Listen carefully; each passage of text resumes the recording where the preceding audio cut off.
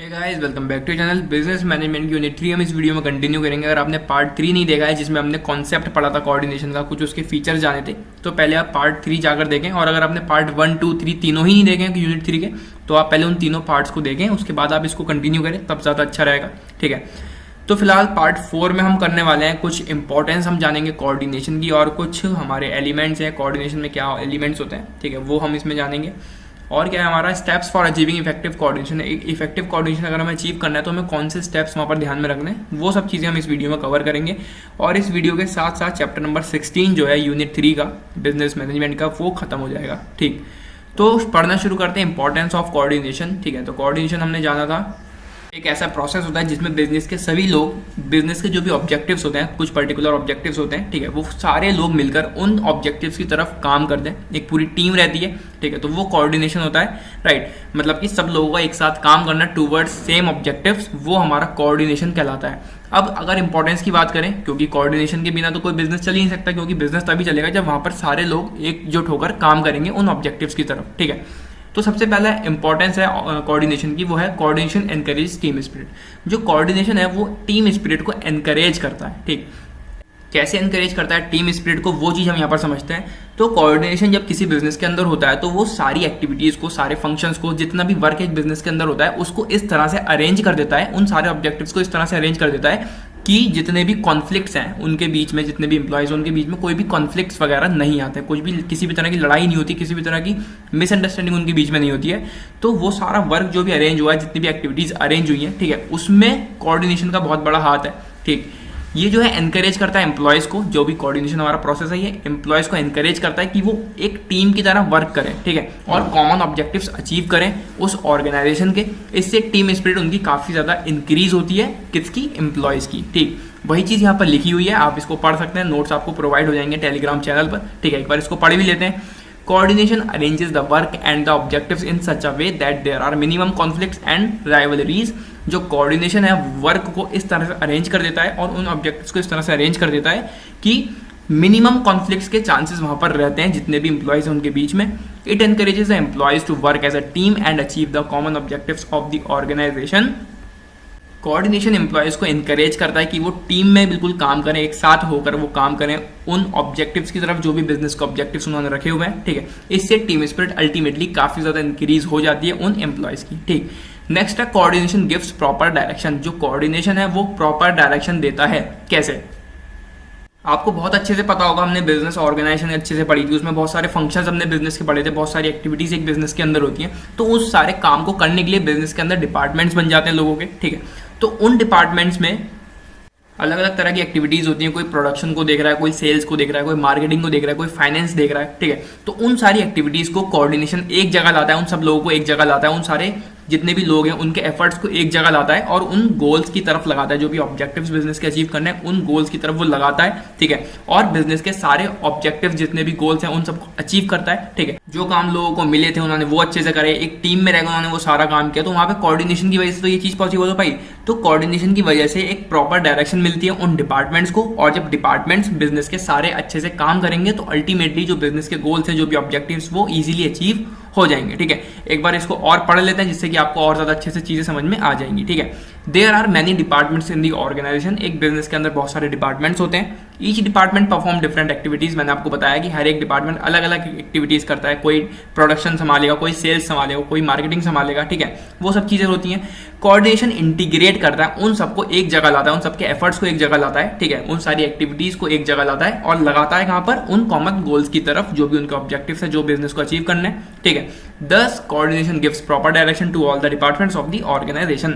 तो कोऑर्डिनेशन जो है वो प्रॉपर डायरेक्शन प्रोवाइड करता है सारे डिपार्टमेंट्स को जो भी बिजनेस के अंदर होते हैं। राइट, आगे बढ़ते हैं थर्ड पॉइंट की तरफ। Coordination facilitates motivation. जो कोऑर्डिनेशन है उससे मोटिवेशन आता है, मतलब कि वो मोटिवेशन को फैसिलिटेट करता है।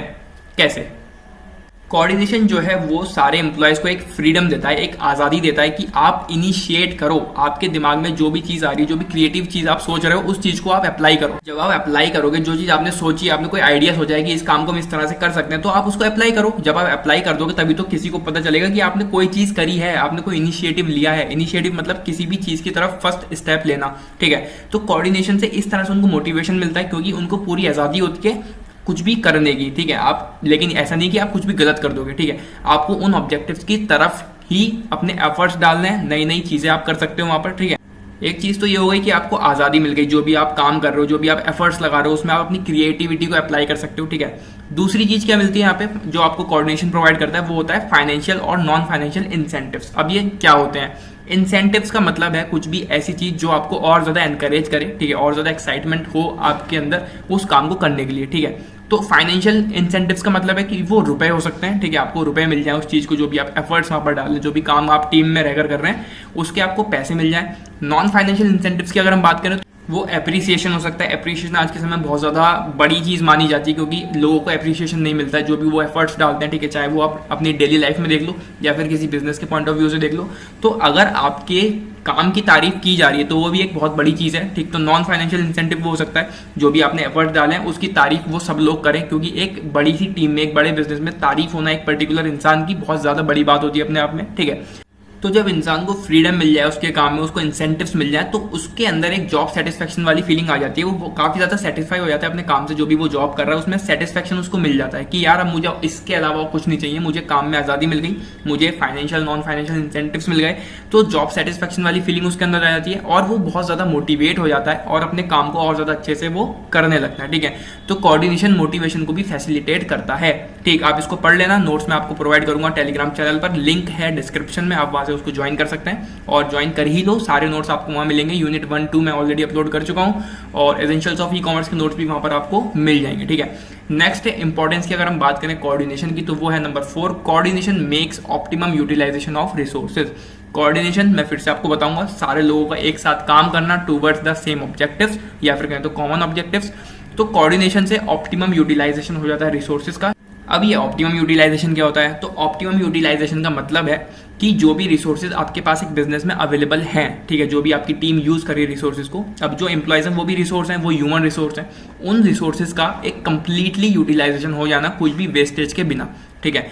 अब एक एग्जांपल लेते हैं, एक पानी की बोतल आपने खरीदी, आपको प्यास लग रही है, आपने एक पानी की बोतल खरीदी है, ठीक है, उसको आपने पिया, पानी बच गया, आपने थोड़ी देर बाद उसको फिर से पी लिया, वो फिर भी बच गया, आपने थोड़ी देर बाद फिर से प्यास लगी, आपने वो फिर से पी लिया, अब वो पानी की बोतल का जो पानी है वो पूरी तरह से खत्म हो चुका है, तो वो रिसोर्स का ऑप्टिमम यूटिलाइजेशन कहलाएगा। लेकिन अगर आपने पानी की बोतल खरीदी, आपने थोड़ा सा पिया और वो पानी फेंक दिया या फिर बोतल आपने फेंक दी, तो वो वेस्टेज हो गया, वो ऑप्टिमम यूटिलाइजेशन नहीं कहलाएगा। तो किसी भी रिसोर्स का इस तरह से यूज करना कि आपका काम भी अच्छे से हो जाए और कोई भी वेस्टेज वहां पर ना हो, ठीक है। तो कोऑर्डिनेशन की वजह से ये चीज पॉसिबल हो पाती है, जो ह्यूमन रिसोर्स है और जो मटेरियल रिसोर्सेज हैं उनका ऑप्टिमम यूटिलाइजेशन हो पाता है और किसी भी रिसोर्स की कोई भी वेस्टेज नहीं होती है, चाहे वो ह्यूमन रिसोर्स हो चाहे वो मटेरियल रिसोर्स हो, ठीक है। तो ये था नंबर 4 पॉइंट। आगे बढ़ते हैं 5th पॉइंट की तरफ, जो कि है coordination helps to achieve objectives quickly. Coordination जो है ऑब्जेक्टिव्स को जल्दी अचीव करने में हेल्प करता है, मतलब कि जो भी ऑब्जेक्टिव्स हमें अचीव करने हैं उनको जल्दी वो पूरा करने में हमारी हेल्प कर देता है। कैसे? बहुत सिंपल सी चीज है, एक एग्जांपल यहां पर लो। आपकी टीचर ने आपसे कहा है कि आपको 10 पेज का असाइनमेंट करना है, ठीक है। अगर आप अकेले उस काम को करोगे तो आपको काफी ज्यादा टाइम लग सकता है उस काम को करने में, ठीक है। 10 पेज का असाइनमेंट करने में काफी ज्यादा टाइम आपको लग जाएगा। वहीं आपके साथ अगर आपके दोस्त, आपके मित्र, 10 मित्र आपके साथ जुड़ जाए उस काम को करने में, तो 10 से 20 मिनट के अंदर वो काम आपका निपट जाएगा, ठीक। तो कोऑर्डिनेशन भी वही करता है, यहाँ पर टीम वर्क चलता है, ठीक है। सारे लोग मिलकर काम कर रहे हैं उन कॉमन गोल्स की तरफ, तो काम ऑब्वियसली बहुत ज्यादा जल्दी हो जाता है। और अभी हमने ऊपर इंपॉर्टेंस में जाना कि वहां पे कन्फ्लिक्ट्स उनके बीच में नहीं होते हैं, कोई भी तरह की वेस्टेज वहां पर नहीं होती है, कोई डिलेज नहीं होते हैं, कोई भी देरी किसी काम में नहीं होती है, ठीक है। तो यहाँ पर कोई भी प्रॉब्लम नहीं आती है उस बिजनेस ऑर्गेनाइजेशन के अंदर, सारी प्रॉब्लम्स बिल्कुल सॉर्ट होती हैं उनकी, तो काम उनका जल्दी हो जाता है, जो भी ऑब्जेक्टिव्स है वो क्विकली अचीव हो जाते हैं। स्मूथ वर्किंग उनकी रहती है ऑर्गेनाइजेशन के अंदर, ठीक है, जो कि ऑब्वियसली कोऑर्डिनेशन की वजह से पॉसिबल हो पाया। तो हम कह सकते हैं कि कोऑर्डिनेशन से ऑर्गेनाइजेशन के अंदर जो भी ऑब्जेक्टिव्स हैं, जो भी गोल्स हैं हमें अचीव करना है, वो हम इजीली और क्विकली अचीव कर सकते हैं, ठीक। तो ये थी कुछ इंपॉर्टेंस कोऑर्डिनेशन की। आगे बात करते हैं, कुछ एलिमेंट्स होते हैं कोऑर्डिनेशन के, ठीक है, वो हम यहाँ पर जानते हैं। सबसे पहला एलिमेंट होता है कम्युनिकेशन, ठीक। मैं आपको ये चार्ट समझा रहा हूँ, इनके जो भी एलिमेंट्स है वो आपको समझा रहा हूँ, आप इनको बहुत इजीली अपने शब्दों में किसी भी अगर एग्जाम में आपसे पूछा जाता है तो आप लिख सकते हो। अदरवाइज आप कोऑर्डिनेशन में अगर डेफिनेशन दे रहे हो तो वहां पे भी आप इस चीज को ऐड ऑन कर सकते हो कि कुछ एलिमेंट्स भी होते हैं। नंबर 1 है कम्युनिकेशन। कम्युनिकेशन क्या है? बेसिकली एक दूसरे से बात करना कम्युनिकेशन कहलाता है। कम्युनिकेशन आपको बहुत अच्छे से पता होगा, फर्स्ट सेमेस्टर में आपने बिजनेस कम्युनिकेशन पढ़ी थी, अगर नहीं पढ़ी तो चैनल पर वीडियोस पढ़ी हुई हैं, आप चैप्टर 1 भी पढ़ लोगे तो कम्युनिकेशन के सारे कॉन्सेप्ट आपके क्लियर हो जाएंगे। ठीक है, तो सबसे पहला एलिमेंट हमारा कोऑर्डिनेशन के अंदर आता है कम्युनिकेशन। ठीक है, जब आप एक दूसरे से बात करोगे तभी तो वहां पर टीम वर्क आप ला पाओगे उस काम को करने में। आपकी टीचर ने आपको असाइनमेंट दिया है, आपको दोस्त इकट्ठे करने हैं उस काम को पूरा करने के लिए, तो उन दोस्तों का आप इकट्ठा कैसे करोगे? अपने आप थोड़ी भाग के आ जाएंगे, आप उनसे बात करोगे, आप उनसे कम्युनिकेट करोगे कि भाई ये सारी प्रॉब्लम है मेरे पास और मुझे ऐसे ऐसे तुम्हारी हेल्प चाहिए और उस काम को पूरा करना। ठीक है, तो सबसे पहले एलिमेंट हो गया जो इंपॉर्टेंट है कम्युनिकेशन।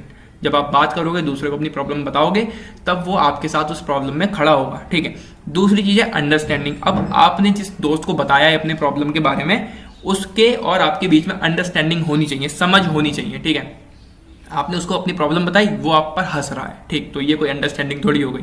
तो आप दोनों के बीच में अंडरस्टैंडिंग होनी जरूरी है। तीसरा एलिमेंट आता है गुड ह्यूमन रिलेशंस। आपके बीच में अच्छे रिलेशंस होने चाहिए, कोई भी लड़ाई झगड़े आपके बीच में ना हो, ठीक, तब वो आपकी हेल्प करेगा आपकी प्रॉब्लम में। तो गुड ह्यूमन रिलेशंस वहां पे जरूरी है। दूसरी चीज और मतलब चौथा एलिमेंट इसका आ गया कॉपरेशन। कॉपरेशन क्या होता है? साथ मिलकर काम करना। तो ये सारे एलिमेंट जब एक साथ मिलते हैं तब पूरा प्रोसेस बनता है जिसको हम कहते हैं कोऑर्डिनेशन। ठीक, बहुत सारे लोग कंफ्यूज रहते हैं कोऑर्डिनेशन और कॉपरेशन में। तो कॉपरेशन होता है साथ मिलकर काम करना और कोऑर्डिनेशन होता है पूरा प्रोसेस। ठीक है, तो ये थे कुछ एलिमेंट्स, ठीक है, जो कोऑर्डिनेशन के अंदर होते हैं। मुझे पता है आप अपने शब्दों में बहुत अच्छे से इस चीज को लिख सकते हो, अगर आपसे पूछ लिया जाए तो मुझे इसमें आपको बहुत ज्यादा डिटेल में बताने की जरूरत नहीं है। ठीक है, तो ये थे एलिमेंट्स, इंपॉर्टेंस। आगे बढ़ते हैं, steps for achieving effective coordination. अब हमने जाना कि बहुत सारी इंपॉर्टेंस हमने जानी, कॉन्सेप्ट हमने जाना, अब हमें सब कुछ अच्छे से पता चल गया कि कोऑर्डिनेशन होता क्या है। ठीक, कोऑर्डिनेशन क्या होता है बहुत अच्छे से आपको पता चल गया, क्या उसकी इंपॉर्टेंस होती है, क्यों वो जरूरी है, सब चीजें आपको पता है। ठीक है, अब भैया हम भी एक बिजनेस शुरू कर रहे हैं, हमारे पास एम्प्लॉयज है, हमारे पास फर्म है पूरी, हमारे पास रिसोर्सेज हैं। हमें ये बताओ कि हम कोऑर्डिनेशन को कैसे अचीव करें, हम कोऑर्डिनेशन कैसे लाएं, क्योंकि हमने देख लिया कि बिजनेस में कोऑर्डिनेशन के बिना तो काम ही नहीं है। तो हमें वो सारे स्टेप्स बताओ जिससे कि कोऑर्डिनेशन को हम अपने बिजनेस में ला सकें और अपने बिजनेस को बड़े लेवल पर लेके जा सकें। तो आओ फिर जानते हैं स्टेप बाय स्टेप उन सारे स्टेप्स को जो कि आप इफेक्टिव कोऑर्डिनेशन अचीव करने के लिए कर सकते हो। ठीक है, नंबर 1 स्टेप है, इसको पहले पढ़ते हैं फिर इसको और ज्यादा अच्छे से समझेंगे। Delegation of authority and imposition of accountability through all levels of management in a clear, balanced and integrated manner. ठीक है, तो ये हमारा नंबर 1 स्टेप है। इसको समझने से पहले आप 2-3 चीजें यहाँ पर समझो। सबसे पहली चीज डेलीगेशन क्या होता है, अथॉरिटी क्या होती है और अकाउंटेबिलिटी क्या होती है। वैसे तो हमने प्रीवियस वीडियोस में ये सब चीजें बहुत अच्छे से समझी थी। ठीक है, पर हम कोऑर्डिनेशन अचीव हमें करना है भैया, जल्दी जल्दी हमें अचीव करना है और सारे ऑब्जेक्टिव्स हमें अचीव करना है, तो हमें फिर से समझा दो कि ये होता क्या है। चलो फिर सबसे पहले बात करते हैं अथॉरिटी के बारे में। ठीक है, एक तरफ आप हो, एक तरफ और व्यक्ति है जो आपके साथ उस बिजनेस में काम करता है। ठीक है, आप सुपीरियर हो, सुपीरियर मतलब जो ऊपर लेवल के लोग होते हैं, और सबॉर्डिनेट जो उन सुपीरियर्स के अंडर में काम करते हैं। ठीक है, एक सुपीरियर यानी कि आप, और एक सबॉर्डिनेट जो आपका कोई मित्र है या कोई भी है जो आपके अंडर में काम कर रहा है। ठीक, वो एम्प्लॉय हो गया। ठीक है, तो बिजनेस में बहुत सारे काम होते हैं, बहुत सारी एक्टिविटीज होती हैं, आपको कोई काम अपने सबॉर्डिनेट से करवाना है। सबॉर्डिनेट आपकी बात क्यों सुनेगा? क्योंकि आपके पास अधिकार है, वो आप किसी से भी कुछ भी काम करवा सकते हो बिजनेस से रिलेटेड। ठीक, तो जो अधिकार आपके पास है उसी को अथॉरिटी कहा जाता है। आपके पास अथॉरिटी है तभी आपने अपने सबॉर्डिनेट को बोला कि भाई ये काम कर दे, और वो करेगा उस काम को, उसे करना पड़ेगा क्योंकि उसके सुपीरियर ने कहा है, और सुपीरियर के पास अथॉरिटी है कि वो किसी से भी कुछ भी काम करवा सकता है बिजनेस के अंदर का। ये चीज तो हो गई अथॉरिटी। अकाउंटेबिलिटी क्या होती है? जिस सबॉर्डिनेट को आपने काम दिया है, अगर उसने वो काम कर दिया, सही समय पर कर दिया, अच्छे से वो काम कर दिया, तो बहुत अच्छी बात है। लेकिन अगर वो उस काम को नहीं कर पाया तो वो अकाउंटेबल होगा, उसको रीजन देना पड़ेगा कि उसने वो काम क्यों नहीं किया, और किया है तो खराब क्यों किया है, वो सब चीजें उसको जवाब देनी पड़ेंगी। तो अकाउंटेबिलिटी यही चीज होती है कि अगर आपको कोई काम मिला है और अगर आप उसको नहीं कर पाए तो आपको जवाब देना पड़ेगा, वही अकाउंटेबिलिटी कहलाती है। बात करते हैं डेलीगेशन की। ठीक है, तो डेलीगेशन क्या होता है? अब ये जो आपको अथॉरिटी मिली है, सुपीरियर्स को अथॉरिटी मिली है, अकाउंटेबिलिटी सबॉर्डिनेट्स को मिली है, तो ये कैसे मिली है? ये डेलीगेशन ही तो हुआ है। जो मैनेजर्स हैं वो डेलीगेट करते हैं, अथॉरिटी, अकाउंटेबिलिटी, रेस्पॉन्सिबिलिटीज वो देते हैं, तो वो डेलीगेशन हुआ, मतलब कि जिम्मेदारियां देना डेलीगेशन कहलाता है।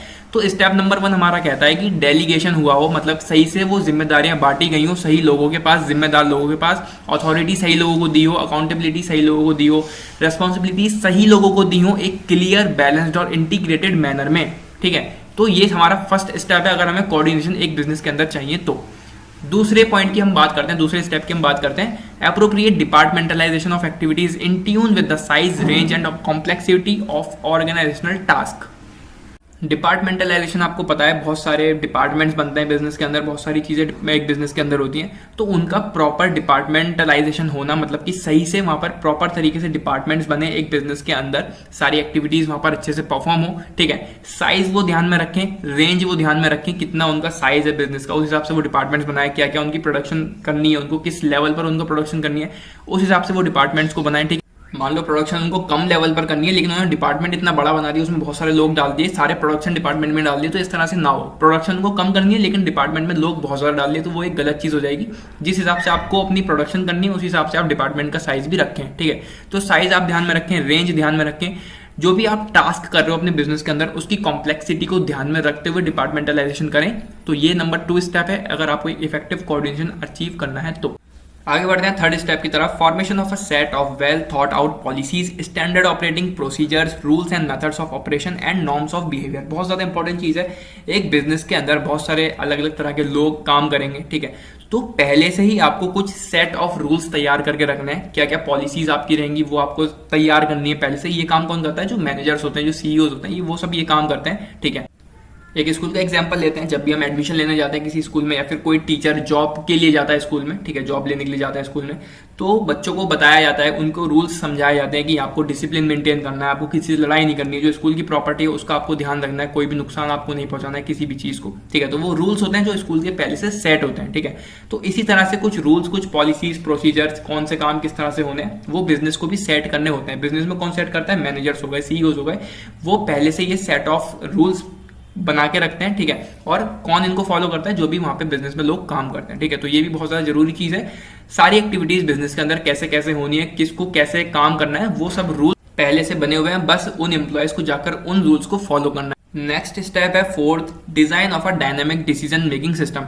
जो हमारा डिसीजन मेकिंग सिस्टम होगा हम उसको डायनामिक रखें, ठीक है। अगर फ्यूचर में कोई भी सिचुएशन चेंज होती है, कोई भी प्रॉब्लम आती है, तो हम वहां पर हमें कुछ भी लॉस ना हो और उस डिसीजन को हम थोड़ा सा चेंज करके आगे बढ़ सकें, ठीक है। और जो मैनेजर्स हैं वो भी ऑर्गेनाइजेशन की पूरी एक्टिविटी को मॉनिटर कर सकें, कौन सा एम्प्लॉय किस तरह से काम कर रहा है, वो सही से काम कर रहा है या फिर नहीं कर रहा। तो वहां पे कोऑर्डिनेशन तभी हो पाएगा जब वो सब चीजें मॉनिटर कर पाएंगे, ठीक है। उसी हिसाब से वो टीम बना पाएंगे कि कौन व्यक्ति किस चीज में परफेक्ट है, किस चीज में परफेक्ट नहीं है।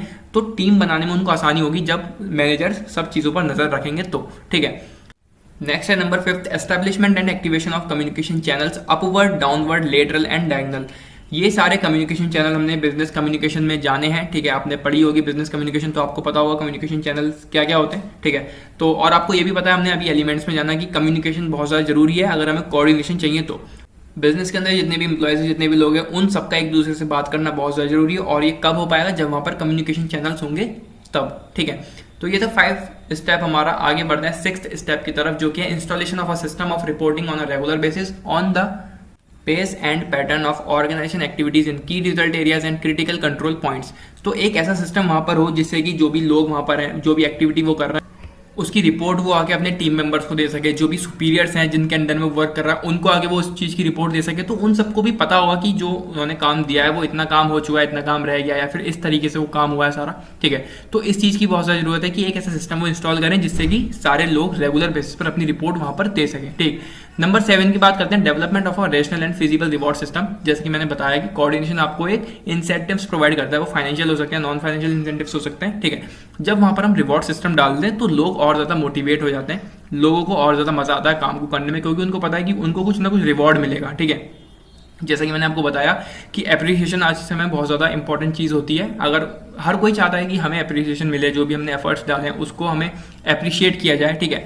तो वहाँ पर कुछ ऐसे मॉनेटरी या फिर नॉन मॉनेटरी इंसेंटिव्स हमें डालने चाहिए जिससे कि हम इफेक्टिव कोऑर्डिनेशन को अचीव कर सकते हैं। और अल्टीमेटली जब हमारे पास इफेक्टिव कोऑर्डिनेशन होगा तो हम बिजनेस के सारे गोल, सारे ऑब्जेक्टिव्स भी बहुत ईजिली और स्मूथ तरीके से अचीव कर पाएंगे, ठीक है। नेक्स्ट है एनकरेजमेंट ऑफ इंटरपर्सनल इंटरेक्शन। अभी हमने जाना कि कम्युनिकेशन बहुत ज़्यादा जरूरी है अगर हमें बिजनेस चलाना है, अगर हमें बिजनेस में कोऑर्डिनेशन चाहिए, हमें बिजनेस में एक्टिविटीज करनी है, तो कम्युनिकेशन का बहुत बड़ा रोल वहां पर अपने आप में रहता है, ठीक।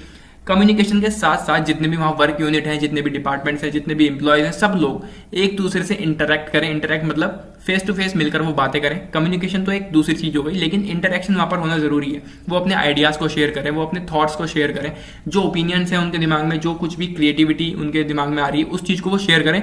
तो पर्सनल इंटरेक्शन का एनकरेजमेंट भी वहाँ पर होना जरूरी है, तब एक इफेक्टिव कोऑर्डिनेशन वो अचीव कर सकते हैं। Number 9, training of managers in the skills of leadership, communication and coordination. एक बिजनेस के अंदर जितने भी मैनेजर्स काम करते हैं उन मैनेजर्स के अंदर लीडरशिप वाले स्किल्स होने चाहिए, कम्युनिकेशन के स्किल्स उनके अंदर होने चाहिए और कोऑर्डिनेशन के स्किल्स होने चाहिए। इस चीज़ के लिए उनको ट्रेनिंग दी जाए, ठीक है।